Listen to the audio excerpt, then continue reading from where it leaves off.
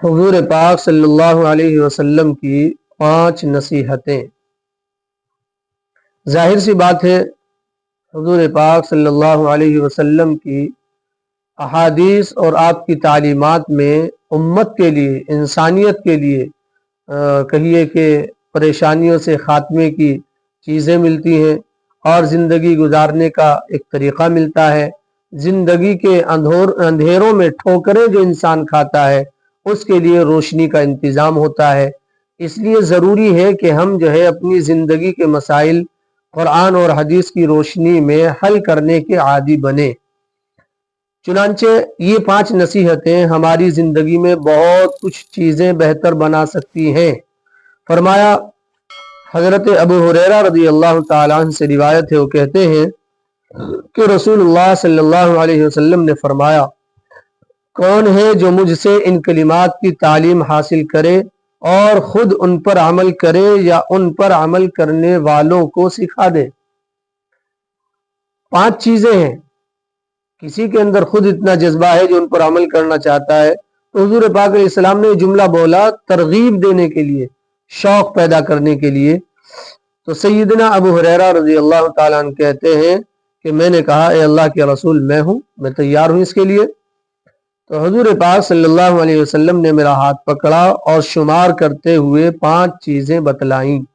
حضرت ابو ہریرہ رضی اللہ تعالیٰ فرما رہے ہیں 5 چیزیں کیا ہیں؟ فرمایا حضور پاک صلی اللہ علیہ وسلم نے، اللہ تعالیٰ کی حرام کردہ چیزوں سے بچو، لوگوں میں سب سے بڑے عبادت گزار بن جاؤ گے۔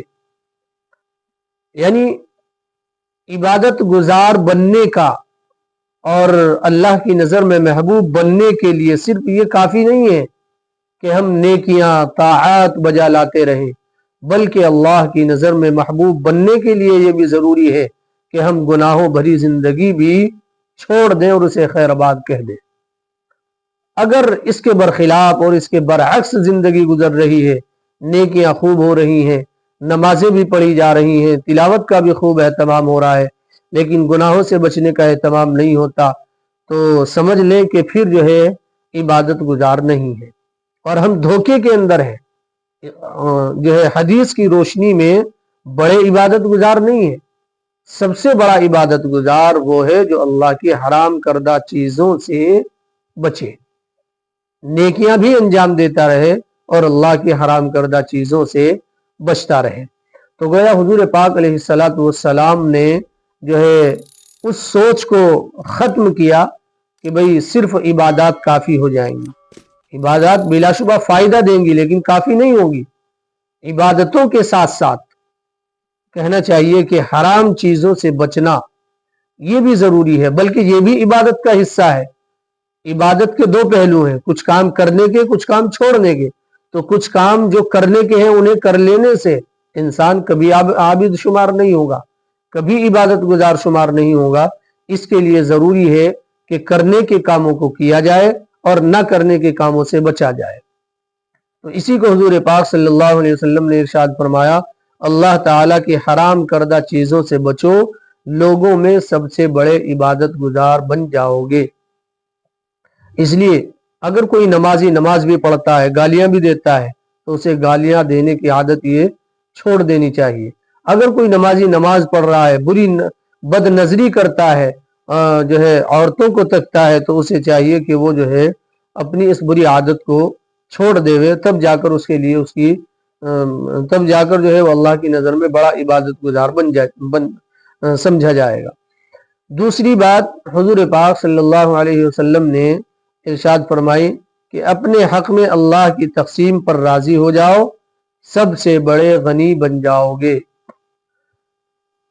یعنی تمہارے پاس جو نعمتیں موجود ہیں ان کے اوپر مطمئن ہو جاؤ اور مزید کی حرص دل میں نہ رکھو، تو اس سے جو ہے تمہارے دل کے اندر شکر کے جذبات پیدا ہوں گے، اور جب شکر جو ہے انسان ادا کرتا ہے تو وہ سب سے بڑا غنی بن جاتا ہے، اور شکر ادا کرنے کے نتیجے میں اللہ تبارک و تعالی جو ہے انسان کو اور زیادہ نعمتوں سے نوازتا ہے۔ اس کے برخلاف ایک انسان کے پاس کو جو نعمتیں حاصل ہیں، اگر وہ ان کی قدر نہ کرے، ان کی طرف نظر نہ کرے، अपने पास मौजूद नियमतों को भुला दे और जो चीजें हमें हासिल नहीं, जो नियमतें हमें हासिल नहीं, उनको हासिल करने की भागदौड़ में लग जाए, कोशिश में लग जाए, तो ये जो है नाशुक्री के जज्बात पैदा करने वाली चीज है। जो चीजें हासिल नहीं है उनको हासिल करने की कोशिश बिलाशुबा करनी चाहिए, लेकिन जो चीजें हासिल हैं पहले उनकी कदर कीजिए, तब जाकर आपके दिल के अंदर शुक्र के जज्बात पैदा होंगे। इसी को हुजूर पाक सल्लल्लाहु अलैहि वसल्लम ने इरशाद फरमाया, अल्लाह की तकसीम पर राजी हो जाओ, सबसे बड़े गनी बन जाओगे। अल्लाह ने अगर तुम्हें जो है कोई बड़ा ओहदा नहीं दिया है तो कोई बात नहीं है, ये रब का फैसला है, उस पर राजी रहिए, गनी बन जाओगे, लोगों के सामने मोहताज नहीं बनोगे और बेइज्जत बनकर नहीं रह जाओगे। अगर औलाद नहीं मिली है तो अल्लाह के फैसले पर राजी रहिए। ये तो ईमान की बहुत बड़ी अलामत है, अल्लाह के फैसले पर राजी रहना। बीमारी अगर कोई आपको मिली है और बीमारी का आप शिकार हैं तो अल्लाह के फैसले पर जो है इस पर राजी रहिए, समझिए कि अल्लाह की तरफ से बीमारी मिली है, लेकिन साथ साथ ये भी दुआ जो है उसमें कर सकते हैं और अल्लाह की तरफ से जो है इस बात की गुंजाइश है, यूं कहें कि प्यारे अल्लाह, बीमारी भी आपकी नियामत है और शिफा भी आपकी नियामत है। अल्लाह इस जो है बीमारी वाली नियामत को शिफा वाली नियामत से बदल दीजिए। लेकिन ये ना हो कि अगर बीमार हो गए तो बौखला जाएं, अल्लाह को बुरा भला कहें, हम ही नजर आए थे कि अब इतनी बड़ी बीमारी देने के लिए। ये चीजें जो है गलत सोच पैदा करने वाली हैं और अल्लाह से बदगुमान करने वाली हैं। तो दूसरे नंबर पर हुजूर पाक सल्लल्लाहु अलैहि वसल्लम ने इरशाद फरमाया, रब से अपने हक में अल्लाह की तकसीम पर राजी हो जाओ, सबसे बड़े गनी बन जाओगे। आज अगर मुसलमान इस बात को जो है मजबूती के साथ पकड़ ले और अपनी जिंदगी का हिस्सा बना ले तो उसकी बहुत सारी परेशानियां हल हो जाएंगी, खत्म हो जाएंगी। इसलिए कि हमारी परेशानियां अक्सर वो हैं जो हम दूसरों की देखा देखी, जिसको हमने मुसीबतों को मोल ले लिया है।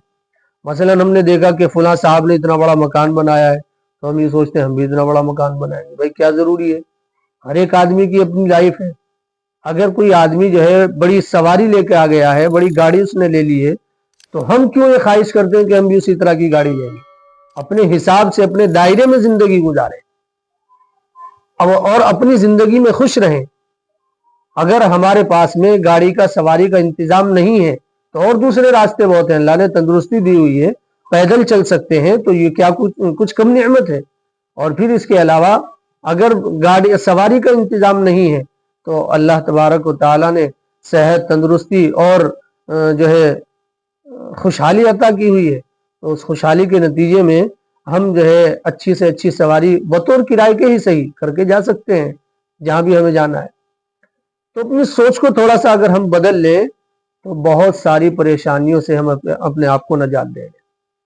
आज बड़ी बड़ी लंबी लंबी आरज़ुएं हम लोग करते हैं और छोटे लेवल के लोग या मीडियम क्लास के लोग जो है वो हाई क्वालिटी का बनना चाहते हैं, तो जाहिर सी बात है उसके लिए तो उन्हें दिक्कतें परेशानियां तो उठानी पड़ेंगी। फिर वो ब्याज भी लेंगे, फिर वो सूद भी लेंगे भी, देंगे भी, परेशान खुद भी होंगे, दूसरों को भी करेंगे और जिंदगी का चैन सुकून गारत होकर रह जाएगा। तो अल्लाह के नबी सल्लल्लाहु अलैहि वसल्लम ने इस एक जुमले में कितनी बेहतरीन नसीहत फरमाई है मेरे आपके लिए। फरमाया अपने हक में अल्लाह की तकसीम पर राजी रहो, राजी हो जाओ, सबसे बड़े गनी बन जाओगे। और फिर फरमाया तीसरे नंबर पर अपने पड़ोसी से हुस्न सुलूक से पेश आओ, यानी अच्छा बर्ताव करो, तो क्या होगा, मोमिन बन जाओगे। आज हम में से हर कोई ये समझता है कि हम मोमिन हैं, हम ईमान वाले हैं। फरमाया हुजूर पाक अलैहिस्सलातु वस्सलाम ने, अगर तुम अपने पड़ोसी के साथ अच्छा बर्ताव कर रहे हो तो मोमिन हो। देखिए, अपने पड़ोसी से हुस्न सुलूक से पेश आओ, मोमिन बन जाओगे। तो कितना बड़ा नेक अमल है ये। इसलिए कि इंसान को जो है जिन लोगों से ज्यादा वास्ता पड़ता रहता है, जिनसे मेल मिलाप ज्यादा रहता है, जाहिर सी बात है मसाइल भी उन्हीं के साथ पैदा होंगे, इख्तिलाफात उन्हीं के साथ पैदा होंगे। उनका मिजाज हमारे मिजाज से मेल नहीं खाएगा, उनकी बहुत सी बातें हमें कड़वी लगेंगी।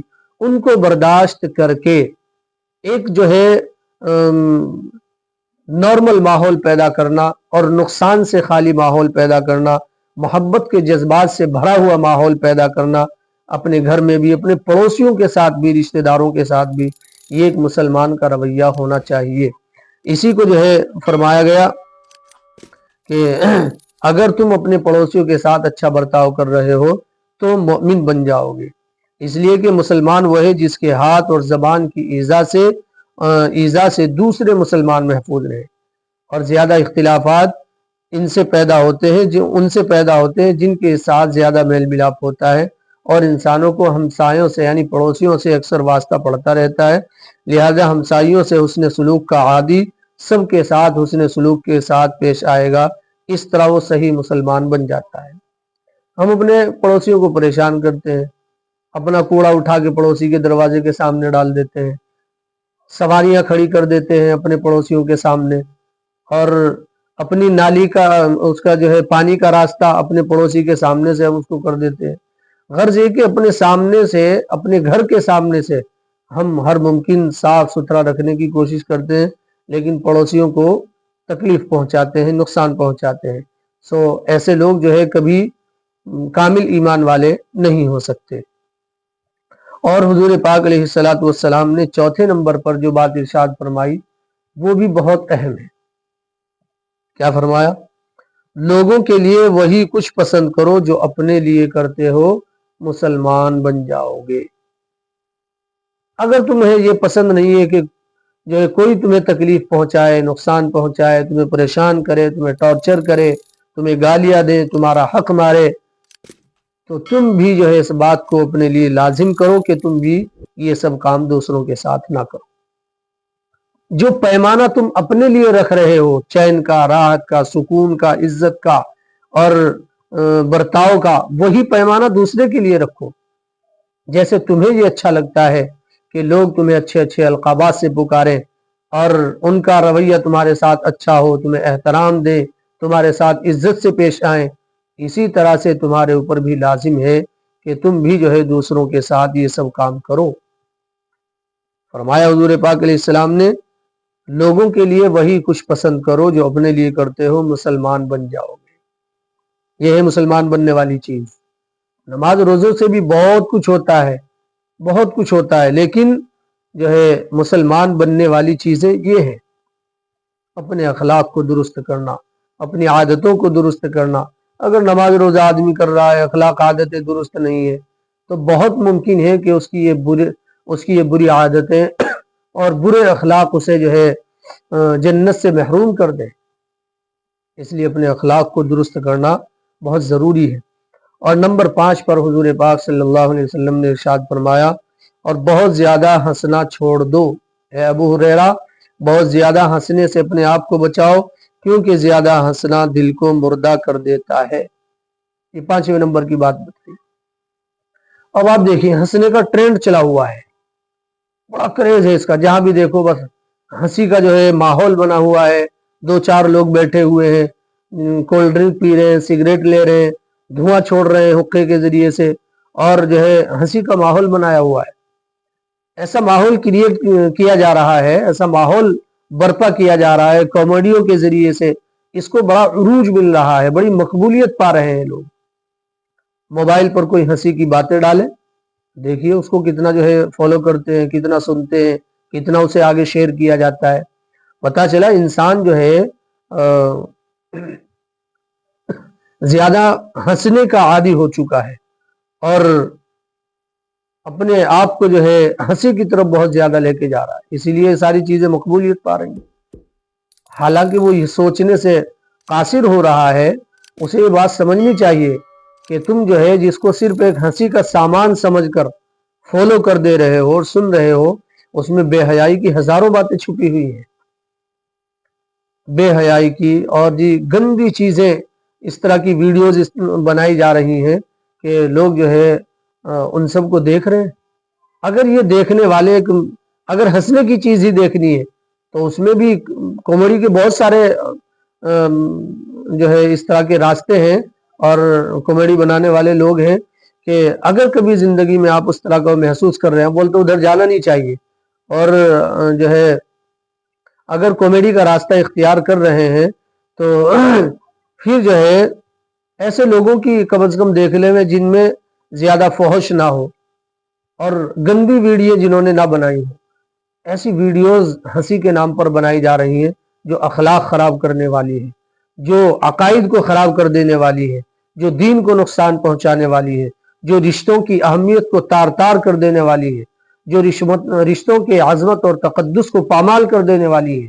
خبردار خبردار، صرف ہنسی کے راستے سے اتنا بڑا نقصان انسانیت کا نہ کیجیے.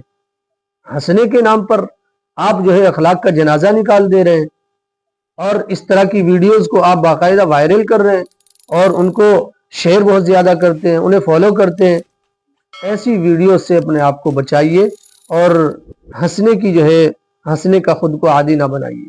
اس کا ایک نقصان یہ بھی ہے کہ زیادہ ہنسنا غفلت کو ظاہر کرتا ہے، اور غفلت اور بے پرواہی مردہ دلی کی علامت ہے، اور دل جب مردہ ہو جائے تو اسے اپنے اخروی نفع و نقصان کا احساس نہیں ہے. جس کا دل زندہ ہے اسے اپنے نفع نقصان کا احساس رہتا ہے، اور جس کا دل مردہ ہو چکا ہے، مر چکا ہے، اسے اپنے نفع و نقصان کا بھی احساس نہیں رہتا. ٹھیک اسی طرح جیسے انسان مر جاتا ہے پھر اسے اپنے نفع نقصان کا احساس نہیں رہتا، جس انسان کا دل مر جاتا ہے تو اسے اپنے نفع نقصان کا احساس نہیں رہتا. اور جو انسان زیادہ ہنستا ہے، ہر وقت ہنستا رہتا ہے، بات بات پہ ہنستا رہتا ہے، تو اس کا دل بھی مردہ ہو جاتا ہے. وہ غفلت بھری زندگی گزارتا ہے، اور غفلت بھری زندگی کا نقصان دنیا اور آخرت کی تباہی کی شکل میں نظر آتا ہے. اس لیے فرمایا حضور پاک صلی اللہ علیہ وسلم نے کہ اے ابو ہریرہ زیادہ مت ہنسا کرو، اس لیے کہ ہنسنے سے دل مردہ ہو جاتا ہے. اس لیے ہنسی مذاق کی زیادتی بری بات ہے، البتہ خندہ پریشانی اچھی صفت ہے. مسکرا کر ملنا، اچھے جذبات سے ملنا یہ اچھی بات ہے، لیکن ہر وقت ہنسنے کا جو ہے مزاج بنانا یہ اچھی بات نہیں ہے. اس سے دین دنیا کے بہت نقصانات ہوتے ہیں. یہ 5 عادتیں وہ ہیں جو حضور پاک صلی اللہ علیہ وسلم نے حضرت ابو ہریرہ رضی اللہ تعالیٰ عنہ کے سامنے بیان فرمائی. اور انسان اگر ان 5 چیزوں کو اپنے اندر پیدا کر لے تو آپ محسوس کریں کہ انسانی معاشرہ چین و سکون کی آماجگاہ بن جائے، پریشانیاں ختم ہو جائیں. انسان کی اپنی انفرادی زندگی میں بھی، اپنے نجی لائف اسٹائل میں بھی، اور جو ہے مشترک جو ہے زندگی کے اندر بھی، اجتماعی زندگی کے اندر بھی. اللہ تبارک و تعالی ہمیں حضور پاک صلی اللہ علیہ وسلم کی احادیث کی روشنی میں زندگی گزارنے کی توفیق مرحمت فرمائے. وآخر دعوانا الحمدللہ رب العالمین.